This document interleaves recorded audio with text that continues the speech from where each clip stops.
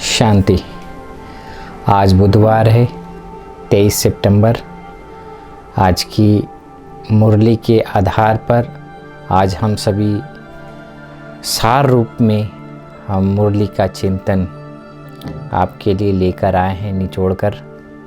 और बहुत ही गहरी मुरली हर दिन की होती है, लेकिन आज हमें समझना पड़ेगा कि कैसे आज बाबा ने मुरली में क्या क्या बातें कही हैं। जी हाँ, बाबा का पहला फरमान है, अपने को आत्मा समझ मुझे बाप को याद करो। जब यह पहला फरमान को हम मान जाते हैं और एकांत में बैठकर इसका चिंतन अभ्यास करते हैं तो सदा ही हम अपने समय को, अपने संकल्पों को सफल करते हैं। जी हाँ, आज दुनिया में बहुत सारी ऐसी आत्माएं हैं जो अपने आप से नाराज़ हैं, ब्राह्मण कुल से नाराज़ हैं, ब्राह्मण परिवार से नाराज़ हैं, क्योंकि सतयुग में तो नाराज़ होंगे नहीं, वहाँ तो हंसी खुशी हमारी जीवन व्यतीत होगी। लेकिन संगम युग पर नाराज़ हो जाते हैं। अर्थात आप समझ गए होंगे कि जो नाराज़ होते हैं वो राज को नहीं जानते हैं। अगर ये संस्कार हमारे सदा रहेंगे तो हमें त्रेता युगी बना देंगे। इसलिए हर समय सदा खुश रहकर, बाबा की याद में रहकर सदा राजी रहें। बाप, ड्रामा, परिवार और स्वयं से हम जितना राजी रहेंगे उतना ही सतयुगी राज्य के अधिकारी बनेंगे। इसलिए जितना हो सके अपने आप को सदा राजी रखना है, नाराज़ कभी नहीं होना है। संगम युग है ही पुरुषोत्तम बनने का युग। ये एक ही वो युग होता है, यह एक ही युग होता है जो हम पुरुषोत्तम बनते हैं और अपने आप को सजाते हैं, संवारते हैं ज्ञान से, गुणों से, शक्तियों से। और यही युग में अपना गुप्त पुरुषार्थ कर प्रारब्ध बना लेते हैं। इसीलिए इस समय को, महत्व को जानें, पहचानें और आगे बढ़ें। ज्ञान के बहुत सारे पॉइंट्स हम सबको पता है, लेकिन उसका अभ्यास करना बहुत ज़रूरी है। जैसे पुरुषोत्तम बनने के लिए पहले इस शरीर में उत्तम से उत्तम चीज़ है आत्मा। तत्पश्चात हमारी आँखें, जो 5 ज्ञान इंद्रियाँ हैं उसमें सबसे इम्पोर्टेंट है आँखें, और शरीर में सबसे इम्पोर्टेंट है वह आत्मा। तो हमें कार्य व्यवहार में भी सबको आत्मा देखने का अभ्यास, आत्मिक स्थिति में रहने का अभ्यास जितना हम बढ़ाएंगे उतना ही हमारा जीवन समय, श्वास, संकल्प सफल होगा। बाबा आज कहते हैं कि याद में रहेंगे और याद दिलाएंगे, सृष्टि चक्र घुमाएंगे। अर्थात में सतयुग में क्या था, जो बाबा ने डायमंड हॉल में 5 स्वरूपों का अभ्यास कराया कि मैं आत्मा ज्योति, देव प्यारी, पूज्य न्यारी, ब्राह्मण दुलारी, फरिश्ता पधारी। जब इस अभ्यास में हम लगे रहेंगे और दैवी गुणों की धारणा करते रहेंगे, सबसे साथ प्रेम प्यार से व्यवहार करेंगे, यही संस्कार हम लेकर जाएंगे सतयुग में। तो हमें ये ध्यान रखना पड़ेगा कि याद में भी रहना है, दूसरों को भी याद दिलाना है और दैवी गुण भी धारण करना है, और जितना हो सके सृष्टि चक्र अर्थात स्वदर्शन चक्र को फिराना है। संगम युग पर भगवान क्या कर रहे हैं, किसके द्वारा क्या करा रहे हैं, स्वर्ग की स्थापना कैसे होती है, ये दुनिया को पता नहीं है। इसके लिए हमें ये समझना पड़ेगा बैठकर कि स्वयं भगवान एक एक ब्राह्मण आत्माओं से नई सृष्टि की संरचना कैसे करते हैं और इस समय हर ब्राह्मण को यूज करके नई दुनिया कैसे बना रहे हैं, यह बाप जाने और उनकी गोत्री अर्थात ब्रह्मा बाबा जाने। हम सभी एक्टर हैं, पार्ट बजा रहे हैं और अपने आप को उनकी शिक्षाओं पर खरे उतरते जा रहे हैं। क्योंकि जितना हम खरे उतरेंगे उतना ही हमारा जीवन भी सफल होगा। दुनिया में कहा गया है कि हमें एक दूसरे को मुबारक देना चाहिए। ईद होता है तो हम एक दूसरे को मुबारक देते हैं, किसी का जन्मदिन होता है तो हम एक दूसरे को मुबारक देते हैं, किसी की शादी हो जाती है तो उसको हम मुबारक देते हैं। लेकिन संगम युग पर जब बाबा का हमें मैसेज मिलता है, जो आत्माएं भक्त आत्माएं हैं, जो पूजा पाठ जप तप कर रही हैं, उनको जब भगवान मिल जाता है, जब उनको ज्योति बिंदु अपना साक्षात्कार परमात्मा का साक्षात्कार हो जाता है, तब जाकर यह जीवन जो है सफल होता है। क्योंकि इसी समय हम दुख से निकलकर सुख में जाते हैं। दुख हरता सुख करता बाप इस समय आकर हमें बहुत सारी दुखों से बचाया है। आजकल के जो अंधश्रद्धा फैली हुई है, पूजा पाठ जप तप, उससे हमें बचा दिया। कितना दुख झेल कर लोग जाते हैं अमरनाथ यात्रा करने, केदारनाथ जाते हैं, जो कि मैं खुद एक बार गया था केदारनाथ, और 14 किलोमीटर देखने के लिए कि भक्ति मार्ग क्या होता है। 14 किलोमीटर चल के गए, देखा कैसे लोग भक्ति मार्ग में कैसे यादगार बना हुआ है हमारा। वास्तव में हम शिव बाबा को बहुत बहुत धन्यवाद देते हैं कि बाबा आपने हमें चुना और हमने आपको पहचाना, और आप सुख हमें जो दिए हैं हम भुलाए नहीं भूलते।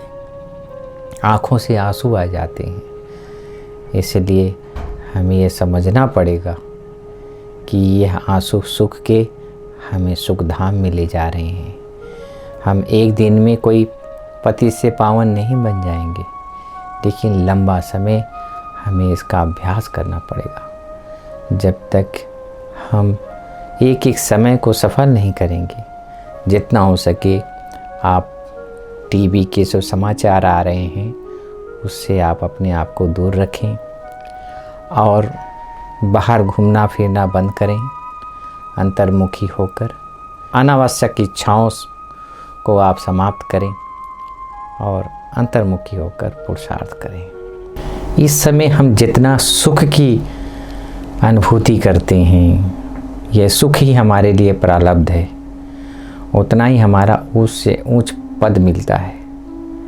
इसलिए हमें नोट करना चाहिए कि अभी तक जितना भी हमने समय श्वास संकल्प को व्यर्थ गवाया, उसको फुल स्टॉप लगाकर हम अपने नए युग के लिए सुख का जमा का खाता तैयार करें, क्योंकि यही समय है, अभी नहीं तो कभी नहीं। हमें बाबा का जो ज्ञान मिला कि कैसे ये बाबा हमें मिल गया इस ब्राह्मण जीवन में और हम निश्चिंत हो गए, लेकिन नहीं, हमें भी चिंता होनी चाहिए अपने भाई या बहनों को कि कैसे उन्हें बाबा का मैसेज मिले। जो मस्जिद में नमाज़ पढ़ रहे हैं, अल्लाह मियाँ को याद कर रहे हैं, मंदिर में पुकार रहे हैं प्रभु को, चर्च में इबादत कर रहे हैं, ऐसे स्थानों पर जाकर हमें उन्हें समझाना पड़ेगा कि भगवान इस सृष्टि पर आकर हम बच्चों को पाल रहे हैं। नस नस में परमात्मा का प्यार समाता जा रहा है। ऐसे हमें खुद को तो हम बना ही रहे हैं, लेकिन जो आत्माएं परमात्मा को नहीं पहचानी है, जो दुख दुविधा में चिंता और भय में जी रही हैं, उनके लिए भी हमें ये सोचना पड़ेगा कि कैसे वो छत्र छाया में आकर अपने आप को सुरक्षित कर ली। क्योंकि जितना हम सुरक्षित रहेंगे उतना ही दूसरों को हम सुरक्षित कर पाएंगे। यही समय है, ये 5 विकार रूपी जो रावण है, और ये याद की यात्रा के बगैर जा नहीं सकती। इसलिए जितना हो सके हम छत्र छाया में रहें, भिन्न भिन्न योग की विधियों से, व्यर्थ संकल्प से हम मुक्ति प्राप्त करें। जैसे जैसे समय बढ़ता जा रहा है, अभी कोरोना काल चल रहा है, तो ऐसे में हम कैसे हम सहज, अभी सहज सबसे अच्छा माध्यम हो गया है इंटरनेट, कि आज जितने भी हमारे बीके भाई बहने हैं, जो अपने निमित्त टीचर बहने हैं, जो स्टूडेंट हैं, वो लोग भी खुद का अपना एक छोटा सा सुविचार मुरली से कनेक्टेड आप कभी व्हाट्सएप में, फेसबुक में, उसमें डालें, सोशल मीडिया में, ताकि जो भी इस दुनिया में गंदगी है वो ख़त्म हो सके। इस समय सबसे सहज मार्ग यही है कि जो भी हमारे संपर्क संबंध हैं उन्हें भेजें वह संदेश, शिव का संदेश। जिनको पता नहीं है ब्रह्मा कुमारी क्या है, उनको यह बाबा का ज्ञान का 5 मिनट का वीडियो बनाकर अच्छे लोकेशन में जाकर बनाकर, घर में ही कोई अच्छे लोकेशन में जाकर बनाकर भेजें, तो उन्हें जो परमात्मा का जो मैसेज मिलेगा वह मैसेज ही उनको सुख, शांति, समृद्धि उनके जीवन में आती जाएगी। जब हम ये सहज ज्ञान सहज रूप से, सहजता से हम सबको बांटते हैं, तो हमारा तीसरा नेत्र भी धीरे धीरे खुलता रहता है। पहले हम देह देखते थे, आत्मा देखने का अभ्यास करते हैं। पहले हम रूप रंग में थे, अभी लाइट को देखने का अभ्यास करते हैं कि ये फरिश्ता है, भगवान का बच्चा है। डिटैच होकर देखने का अभ्यास करते हैं। जब इस तरह के अभ्यास अपना तीसरा नेत्र हम खोलते हैं, तो सदा ही एक ही लक्ष्य रहता है कि हम इस दुनिया में मेहमान हैं और दूसरों को भी हम मेहमान रूप से देखें कि अभी शिव आया है बारात ले जाने के लिए, और हमें सोचना पड़ेगा कि हम बाराती बनकर जाएं कि साथी बनकर जाएं।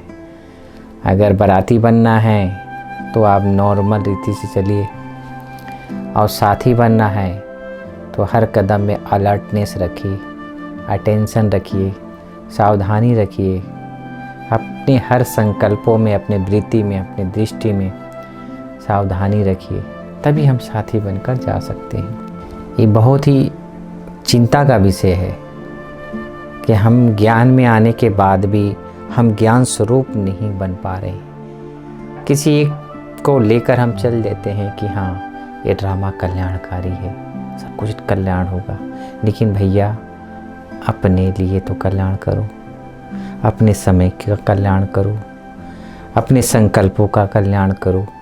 जब तक बैठेंगे नहीं, विचार सागर मंथन नहीं करेंगे, एक जगह बैठकर उसका अभ्यास नहीं करेंगे, तब तक हमारा ओरा क्रिएट नहीं होगा, और जब तक ओरा क्रिएट नहीं होगा तब तक हमारा तीसरा नेत्र सदा काल का खुल नहीं सकता।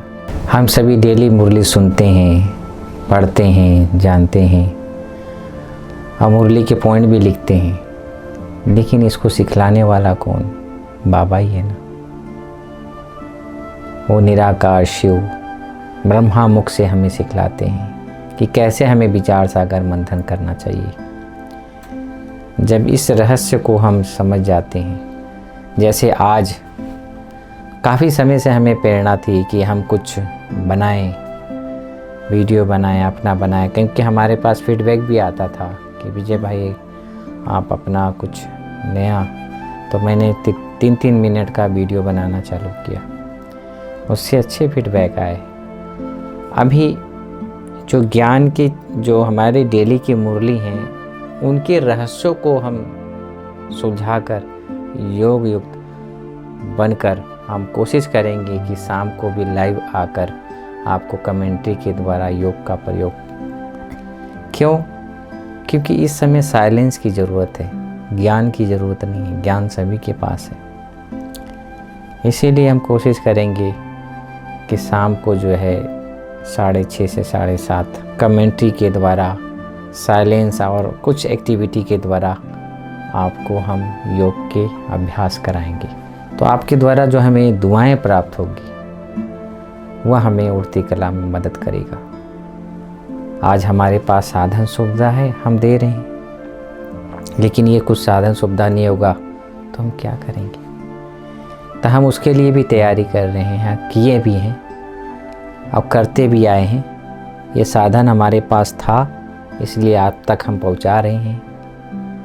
साधन नहीं होने के बावजूद जो इलेक्ट्रिसिटी फेल हो जाएगी, सब कुछ बंद हो जाएगा, इंटरनेट बंद हो जाएगा, उस समय हमें मनसा सेवा ही काम आएगा, जितना हमने आत्मा बनने का अभ्यास किया है। जैसे एक बच्चा छोटा होता है, थोड़ा बड़ा होता है, सतो रजो तमो हर चीज़ से गुजरता है और बड़ा होता है, फिर शरीर छोड़ता है। जैसे हर मनुष्य आत्मा सतो रजो तमो में जाता है। तो इसलिए आप यह अहंकार ना पाले रखें कि मैं ऐसा ही रहूँगा। हम आज हैं तमो प्रधान, कल सतो प्रधान हम जरूर बनेंगे। तो ये आशा और विश्वास और उसी पथ पर हम चलते रहें कि हमें सतो प्रधान बनना है, पवित्र बनना है। आज हम तमो प्रधान माने जो भगत हैं, जो पूजा पाठ करते हैं या इबादत करते हैं, नमाज पढ़ते हैं, वो नहीं मानते हैं कि हम पतित बन चुके। इन विकारों को नहीं समझते हैं जो विकार हमें दुख देते हैं, दुख दुविधा हमें प्रदान करते। काम जो हमें कंगाल बनाता, क्रोध जो हमें जलाता है, हम खुद तो जलते हैं, दूसरों को भी जलाते हैं।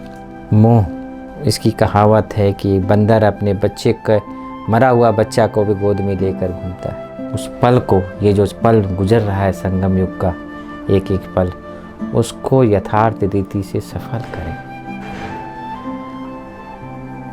तभी हमारा ये जो समय है, श्वास है, संकल्प है, सफल होगा। इसके ऊपर आप खुद गहराई से चिंतन करें, कोई न कोई एक टॉपिक पर लिखने का प्रयत्न करें। जब आप लिखेंगे तो आपके जो व्यर्थ संकल्प है या इधर उधर जो समय आपके जाते थे, वो कन्वर्ट हो जाएंगे सफल होने में। ये संगम युग पर बाप भी अकेला कुछ नहीं कर सकता। वो आया तो है, सबको पति से पावन भी बना रहा है। वो जो कहावत है ना कि कृष्ण राधा के संग नाचे, तो ये लॉकडाउन में वो आत्माएं जो अपने एकांतवासी बनकर बाबा को साथ रखकर ज्ञान की गहराई में जाकर सदा ये गीत गाते हैं कि दिल कहे बाबा तुझे देखता रहूं, तेरे ज्ञान रत्नों से सदा खिलता रहूं। जब ये रहस्य उनके जीवन में आता है तो सदा एक ही उनके मन में आता है कि बस बाबा, बाबा और बाबा। योग ही हमें स्वच्छ, साफ और शुद्ध बनाकर, निर्मल बनाकर दिव्यता की ओर लेके जाता है। इसलिए जितना इंटरेस्ट आप योग में देंगे, कभी भी व्यर्थ संकल्प आए, विकल्प आए, तो आप कुछ न कुछ कार्य व्यवहार में लग जाएं, लिखने पढ़ने में लग जाएं, बाहर घूमने में लग जाएं और घूमते हुए भी आत्मा देखने का अभ्यास करें कि सभी आत्माएं हैं, परमात्मा की संतान है, और खुद को छत्र छाया के अंदर रखें, क्योंकि हमारे कई जन्मों के संस्कार हैं और एक जन्म में हमें ख़त्म करने हैं। इसलिए अकेले बाबा भी कुछ भी नहीं कर सकता, हमें ही करना है जो करना है। बाबा हमें से पुश कर रहा है, बच्चे ये करो, ये करो। ये छोटे छोटे पुरुषार्थ हम जो कर रहे हैं इस समय, हर दिन हम जैसे खाना खाते हैं, ब्लड बनता है, मजबूत होते हैं, ऐसे ये छोटे छोटे पुरुषार्थ हम जो कर रहे हैं शुद्धिकरण के लिए, अपने मन, अपनी आत्मा को, अपने बुद्धि को, मन को हम जो शुद्धिकरण कर रहे हैं, ये थोड़े थोड़े हम नज़दीक जा रहे हैं, पावनता की ओर जा रहे हैं। जब हम ये बात समझ जाएंगे, इसमें एक चीज़ ध्यान रखने वाली बात है, सांप और सीढ़ी का खेल है यहाँ, कि थोड़ा सा भी ईगो आया जीवन में, थोड़ा सा भी नेगेटिविटी आया, सांप बैठा हुआ है, आपको नीचे लेके आएगा।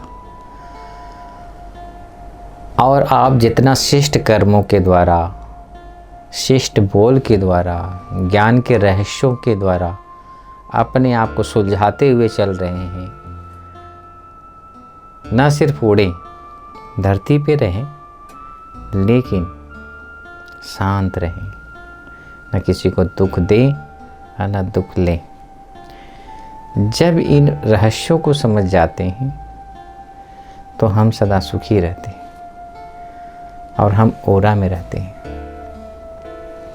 इसीलिए सदा हमें ये लक्ष्य रखना चाहिए कि हम थोड़े थोड़े करके चंद्रमा जैसे 16 कला संपूर्ण बन ही जाएंगे। तो पुरुषार्थ में कभी भी ढिलाई नहीं रखें। इस समय हमें संगम युग पर जो बाप हमें आता है, तो सबसे पहले ये जो भक्ति मार्ग है, जो आडंबर है, दिखावा है, उससे मुक्त करता है, हमें अंतर्मुखी बनाता है। और जब हम अंतर्मुखी बनते हैं तो जीवन मुक्त बन जाते हैं, अर्थात जीवन में रहते भी दुख अशांति हमें छूती नहीं है, चिंता भय हमें छूता नहीं है।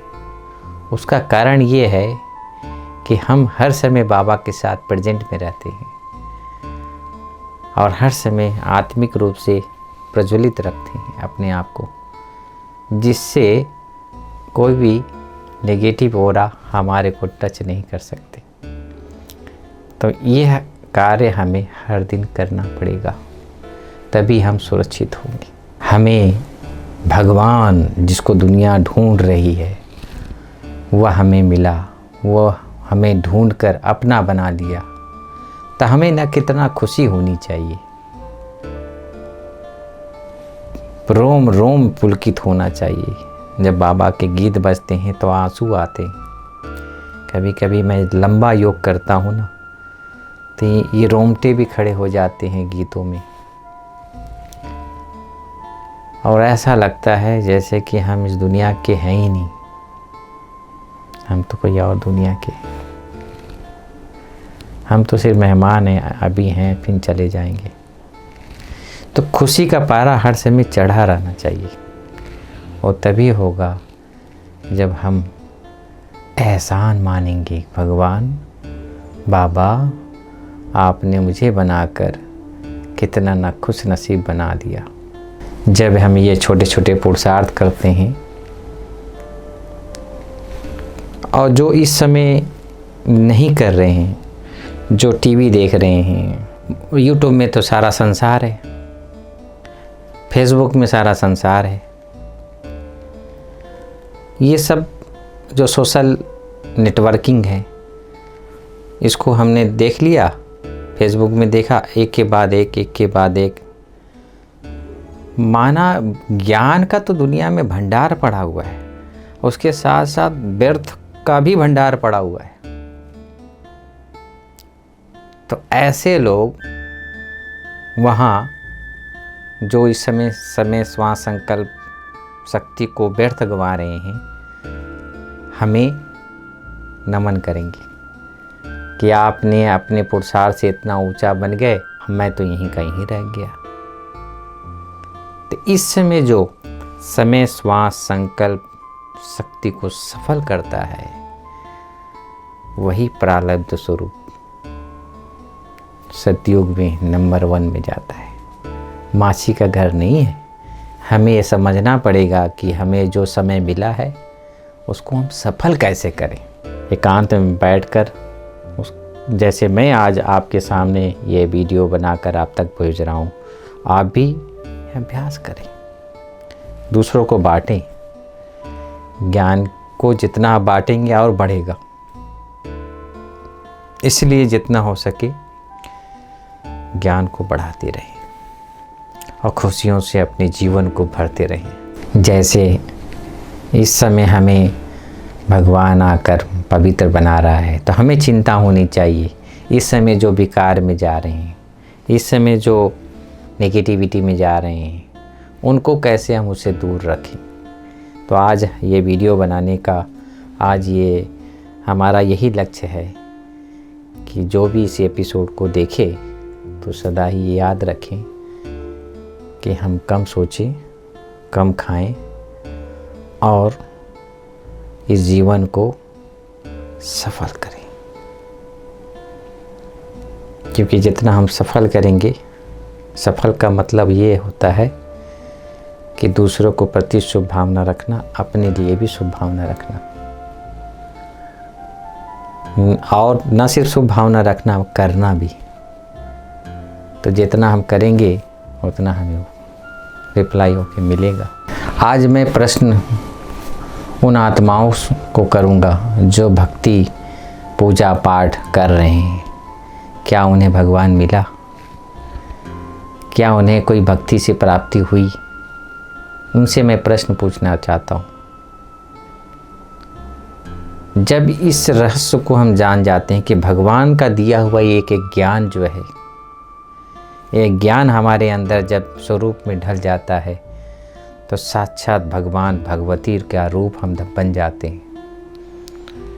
वो देवी देवताएं जिसको हम पूजा कर रहे हैं, हम पूजनीय लायक बन जाते हैं। हम तो करते आए कितना भक्ति पूजा, लेकिन भगवान मिला नहीं मिला। इस समय जो हमें मिला है वो कल्प कल्प नहीं मिलेगा। यह जो ज्ञान अपने ऊपर हम यूज कर रहे हैं है सिंपल सा ज्ञान। 7 दिन के कोर्स में बहुत सिमटा हुआ ज्ञान है ये। जब कहते हैं कि गीता सबका माई बाप है, ऐसे ज्ञान के जो भगवान हमें सुनाया है ये भी 7 दिन में सिमट गया है, 7 दिन के कोर्स में। तो इतनी छोटा सा ज्ञान को हम बुद्धि रूपी इस गागर में समाकर 21 जन्मों की बादशाही का वर्षा हम इस समय ले सकते हैं। 21 जन्म, जी हाँ। जब तक हम ये महसूस नहीं करेंगे कि मैं इस जन्म के लिए नहीं जी रहा हूँ, मैं ये जो जी रहा हूँ वो अगले जन्म शरीर छोड़ने के बाद जो हमारा प्रारब्ध है, जो हम यहाँ से संस्कार लेके जा रहे हैं, उसके लिए जी रहा हूँ, उस स्वरूप में ढलने के लिए जी रहा हूँ। इस समय हमें मुबारक कोई नहीं देगा। क्यों? क्योंकि इस समय बनवा में है। कौन देता है बनवासी को, जंगल में जाने वाले को मुबारक? कोई देता है? नहीं। जो शादी में रहते हैं, जो फंक्शन में रहते हैं, उनको मुबारक मिलती है। किसी की जन्मदिन होता है उनको, लेकिन बनवा में रहने वालों को कौन मुबारक देगा? अर्थात मैं आत्मा, मेरा पिता परमात्मा, ये ड्रामा बिंदी और सृष्टि चक्र में हर कार्य कल्याणकारी। जब इस भावना को, भाव को समझ जाते हैं तो सदा ही बाबा ही दिखाई देता है, कोई इंसान नहीं दिखाई देता। जी हाँ। आज का वरदान है नम्रता और अथॉरिटी के बैलेंस द्वारा बाप को प्रत्यक्ष करने वाले विशेष सेवाधारी भाव। अर्थात ये जो नम्रता का कवच है, हमें तो जो सत्य ज्ञान को हम बांट रहे हैं, इसमें अगर नम्रता, सत्यता, मधुरता, ये जो दिव्य गुण हैं इसमें ऐड कर देते हैं तो ऑटोमेटिक बाप की प्रतिष्ठा आ जाती है। और ये तभी होगी जब इन सभी गुणों को हम अपने व्यवहार में, अपने कर्म में लाएंगे। क्योंकि जब तक हम कर्म में इस चीज़ों को हम नहीं लेकर आएंगे तब तक हम इस चीज़ को नहीं समझ पाएंगे कि परमात्मा हमारे द्वारा कुछ करा रहा है। आज कोई व्यक्ति हमारे से बड़े कुछ कहते हैं और हम उसको कर देते हैं, कितनी दुआएं मिलती है।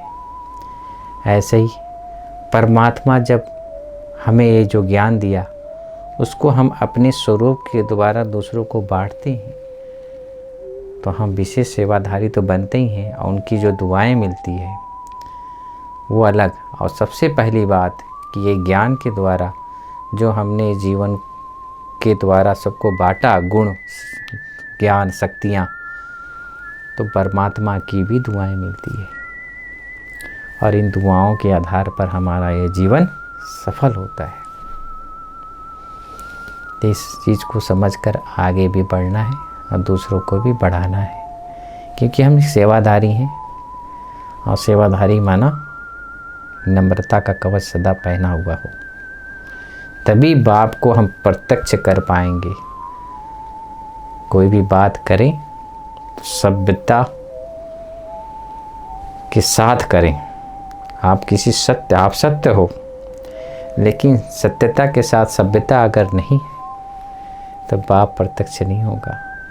आपकी सत्य बात को भी रोंग सिद्ध हो सकती है। जी हाँ, आप सत्यवादी हो, सब कुछ सत्य है, लेकिन आप उसको मधुरता से नहीं बोल रहे हैं, शांति से नहीं बोल रहे हैं, तब तक उस बातों को लोग ये नहीं मानेंगे कि ये जो कह रहा है सत्य है। इसलिए इस ज्ञान के रहस्य को समझकर हमें हर पल सेवाधारी बनकर रहना है। और लास्ट में स्लोगन है कि जितने भी आज ये साधन, नेट है, साधन कैमरा है, ये सारे चीज़ें मिले हुए हैं, बैठने का स्थान है, जैसे जंगलों में ऋषि मुनि लोग तपस्या में बैठ जाते थे, ये वही वक्त है जो इस समय सभी लॉकडाउन है। आज शांतिवन भी 1 सप्ताह के लिए पूरा लॉकडाउन हो गया है। सभी अपने अपने स्थानों पर क्लासेस कर रहे हैं, योग कर रहे हैं, तपस्या कर रहे हैं। जो इस समय अपने आप को सफल करके दूसरों को भी प्रेरणा के निमित्त बन रहे हैं या मनसा सेवा कर रहे हैं, अपनी ओरा को बढ़ा रहे हैं, डिटैच होने का अभ्यास कर रहे हैं, शुद्ध संकल्पों में रमन होने का अभ्यास कर रहे हैं, वही आत्मा मनसा सेवा कर सकती है। तो एक लंबा काल का अभ्यास चाहिए। तो आज से ही, अभी से ही ठप्पा मार लीजिए कि हमें व्यर्थ में नहीं जाना है, हमें नेगेटिविटी में नहीं जाना है।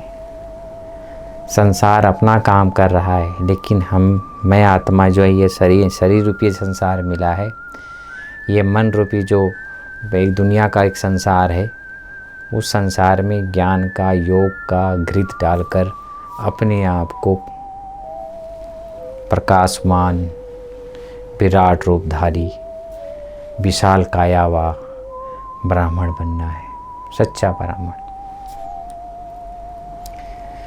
अच्छा, ओम शांति, ओम शांति।